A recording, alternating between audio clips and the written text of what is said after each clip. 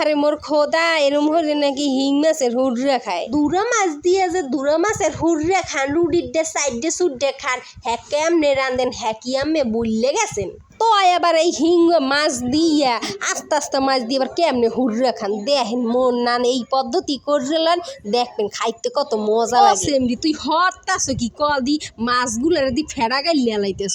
রে মুই তো ডাইল জানছি না যে ফরম দে দাইছেন সুপর রে বই হেইপর দেখেন মুই কি হরি। মানে মুই সারগো হিং মাছ লইলেছে, হিং মাছগুলারে পাটা ফুটে দেবে শেষে লই এবার গোশ বাই হইরে এই সোলাটার বাই হইরে লাইলে প্রত্যেকটা পিস দে এরম হইরে মাংসগুলো বাইরে লইতে হবে। হিং মাছের রয়েছে মাংস যেখান পর্দার নান বাড়িছে হেডা কিন্তু চামড়া। হিং মাছগুলো শেষে দেয় এদিকে উঠিখালি সিটতে চলে যাইতেছে। মানে মুই সবগুলো মশলা একলগে বাইটতে লইছি, এনে আদা মরিচ রসুন জিরা সব একলগে বাইটতে লইছি। এবার মুই চুলে এখন করই দিলাম, এর মধ্যে পরিমাণ মতন তেল দিয়ে দিলাম, এবার এই মশলাটা দিয়ে দিলাম, এর মধ্যে কষাই লই।